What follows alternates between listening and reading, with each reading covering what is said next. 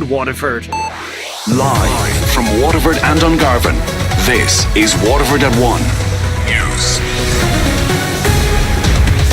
Good afternoon, I'm Liz Reddy. Today's top stories. Waterford's Grace O'Sullivan says she suspects Sinn Féin will be giving serious consideration to the recount in Ireland South over the weekend. The Junior Transport Minister says the public needs to think of the roads as a lethal space. A Waterford Garda Sergeant says large sums of money are being taken from members of the public in the latest scam. And in sport, countdown is on to Sunday's crucial Munster Hurling Championship tie in Walsh Park. Waterford's Grace O'Sullivan says she suspects Sinn Féin will be giving serious consideration to the recount in Ireland South over the weekend. A full recount is going to take place from Tuesday at the request of Sinn Féin because just 327 votes separates their candidate Leah Naritha from Grace O'Sullivan. The Green Party senator spoke to Damien Tiernan on Daisha today. I suspect that Sinn Féin will really be giving this huge consideration over the weekend, as every single party in the country will be doing, including the Taoiseach, because we are now aware that the 28-day period is 28 working days. So this will bring us right up into July. We know there's an issue in terms of count staff, the location, the cost. Who bears that cost? Is it the taxpayers? They're putting a 1 million, which I think will actually increase. She says the whole European Parliament will meet on the 2nd of July. Now we know that potentially that the Parliament, if the Ireland South MEPs are not elected, that the whole Parliament may have to stop. Now you're talking about the whole of the European Parliament, because MEP candidates need to be elected before the new term of 5 years will proceed. A Sinn Féin councillor says he wants to see a fair system of distributing mayoralties and strategic policy council places within the newly elected Waterford City and County Council. Fianna Fáil and Fine Gael have 7 seats each, Sinn Féin and Independents have 6, Labour 4 and Greens 2. The horse trading to form a pact got underway following the election, and that alliance will be revealed at the AGM of the Council in Waterford next Friday. John Hearn, who topped the poll in Waterford City South, would like to see the D'Hunt method, which is a type of party list proportional representation, used. There'll be share now that the SPCs, the Special Policy Committees, which you get 200 extra a month for, and the plenary mayor, I think, is 55 grand and 20 grand for the deputy, and the other mayor, the Metropolitan Mayor, is 20 grand. And what we will hope to do, because the policy we've set out in our own ideas, is to bring in the D'Hunt system across all areas. So everybody, every party, everybody has a share and an input, and that respects all their mandates. And we think that's very important. Councillor Hearn says he'd like to see the SPC meetings opened to the media. I think it's crazy that we don't have open discussion and debate, and especially on the Joint Policing Committee. I've come across so many things that are wrong in policing in the city that they should be discussed openly, because people aren't getting the service they deserve. Whereas if you had an open forum where people who we paid the wages to, don't come back and respond to us, and that's a nonsense in this day and age. What a person writes and the tone they write it in is different to the spoken word, and that's what the important thing is, the tone and timbre the word is spoken. The Junior Transport Minister says the public needs to think of the roads as a lethal space. 67 people have died on our roads so far this year.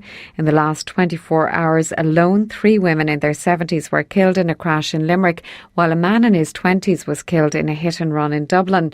Brendan Griffin says road safety legislation can only do so much. Once you get out on a public roadway, that it is a very lethal space, and everybody has to exercise extreme caution. And you know, we can have loads of legislation, we can have all of the safety measures that we can imagine, but ultimately everybody has to be part of a collective effort. A Waterford Garda Sergeant says large sums of money are being taken from members of the public in the latest scam. They're warning people against sharing their bank or personal details in the hopes of getting a refund from revenue. Brendan Roach is from Waterford Garda Station. And they seem to be targeting Waterford City and County. It takes the form of somebody either ringing you or emailing you, purporting to be from revenue, saying that you have been overcharged and they want to give you some money back. They give you a link to a website which basically requires you to enter your bank details, and then as a result of you entering those details, in these cases large sums of money were removed from the people's accounts. 3 judges in Paris have begun their deliberations in the Ian Bailey murder trial. Public prosecutors spent 90 minutes summing up the indictment against Mr Bailey. The 62-year-old is being tried for the murder of Sophie Toscan de Plantier in West Cork in absentia. He denies the charge. Over 500 ambulance service staff are picketing across the country as part of a 24-hour strike. It's the first full-day strike by members of the Psychiatric Nurses Association after a number of 12-hour stoppages. Members of the P&A say they're striking because the HSE fails to recognise the ambulance branch of the union. Paramedic supervisor with the National Ambulance Service, Brendan Flynn, doesn't understand why. The P&A, our union, has been recognised by the HSE and has been negotiated with for the past 49 years. We see no reason why that wouldn't be extended to the National Ambulance Service. There are other unions who recruit and represent members right across the HSE, and we see no reason why the P&A wouldn't do the same. The Department of Education says schools should fully consider the cost implications of introducing iPads into the classroom. It says it's up to each school to decide if tablets, some costing €500, should replace textbooks. A group of parents of students at Ratoath College in County Meath are refusing to buy them for their children because they're spending too much time on screens. Former teacher Nicola Kearns, who's a parent at the school, says iPads shouldn't be a permanent fixture. And if the iPad is an important part of the teaching and learning in the school, that the school provide the devices, that the school therefore retain those devices in a mobile bank, and they're brought into the class and out of the class as appropriate, instead of 30 students in a classroom with this high cost, high premium device in their hand. How does a teacher retain the concentration of their class? The biggest stage ever used for the Day Tripper Festival is in place, with thousands of people expected at the Waterside venue in Waterford City over the weekend. Tonight's headliners are the RT Orchestra with DJ Jenny Green. Promoter Mick O'Keefe says it's going to be spectacular. We have a huge video screen at the back, which comes as part of their setup and requirement. We've got risers, the set list. I think most people know that they play all the classics like Born Slippy by Underworld. You've got The Love by Candy Stassen, Faithless Insomnia. It's a real nostalgic, feel-good show for anybody that was into clubbing in the 90s.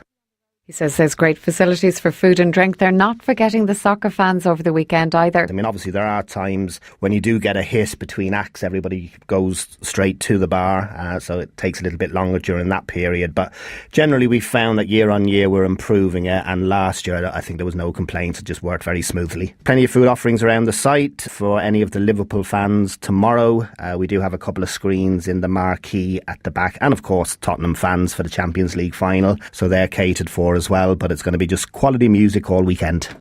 WLR Sport.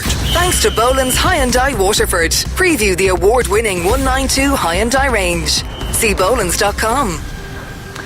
Very good afternoon, I'm Gavin. Whelan. Gaelic Games and Waterford and Limerick are counting down the days to Sunday's Crunch Munster Senior Hurling Championship clash in Welch Park. The chairman of the Waterford County Board is urging the Dacia supporters to get behind the team and management ahead of Sunday's do or die battle. The home team need a win to keep their championship aspirations alive following defeats in the opening 2 rounds. Paddy Joe Ryan is hoping for a large home support on Sunday.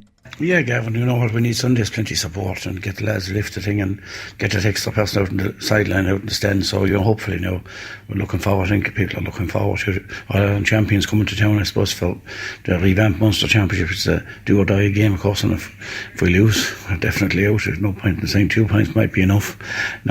So certainly we need to win. Limerick need to win. So, you know, it's certainly knockout championships come this weekend anyway.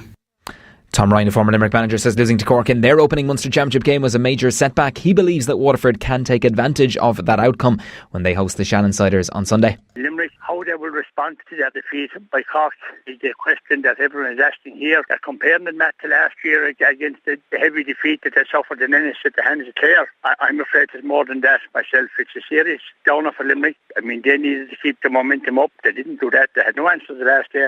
Waterford have a chance now, and it's up to themselves to avail of the opportunity. Throne in Welsh Park is at 2 and WLR will broadcast the game live thanks to George Corbett Skoda with Kieran O'Connor and Fergal Hartley, your commentators. The minor game is the curtain raiser at 12 noon where Waterford lock horns with Limerick, both sides taking their first wins of the campaign in that one, and Tomas McCarthy will have updates on that one.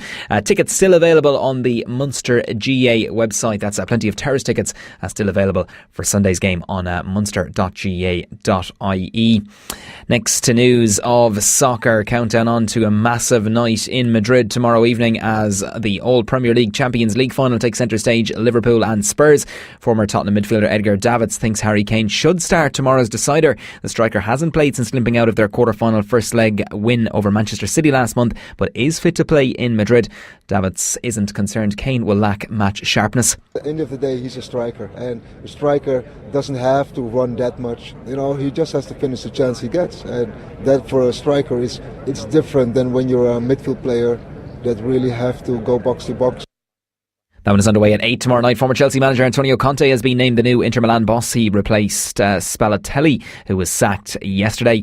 Dundalk have the chance to open a 3-point gap at the summit of the SSE Electricity League Premier Division this evening. The Lily Whites host Sligo at Oriel Park at 7:45. At the same time, Bows take on Finn Harps while St Pat's host Derry City. And in racing, finally, there's a 7-race card down for decision in Tramore this evening. The first going to post at 5:35. With the details, Mark Phillips. While there are only 9 runners in the opening beginners chase, it's difficult to rule out any of the field on current form. 2 entries boasting each way claims are Lick Lighter and this one's for Ollie. Northern Ireland Raider Canadian Steel represents the best current form on offer, but other entries who represent sound each way value in the handicap chase are Huya Codding and Nevada Rose. Donna Katerina is way down the pecking order at the stables of Gordon Elliott, but she will not get a better opportunity to open her account in the Mare's Maiden Hurdle. All Duck or No Dinner and presenting Point renew rivalry in the 4th contest, but based on the revised weight terms I expect the County Waterford trained Courtney Beebe to finish a lot closer to the principals on this occasion. Following 2 solid runner-up performances, Morning Sky looks the one to beat in a 2-mile maiden hurdle, ahead of Active God and Razul.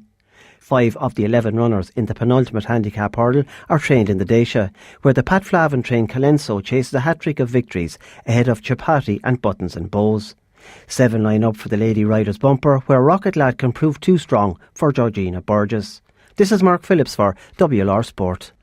And thanks indeed for that, Mark, and wish everyone heading out to Tramore a very enjoyable evening out there. The first race off there again at 5:35 this evening. Sports news brought to you by Boland's Waterford.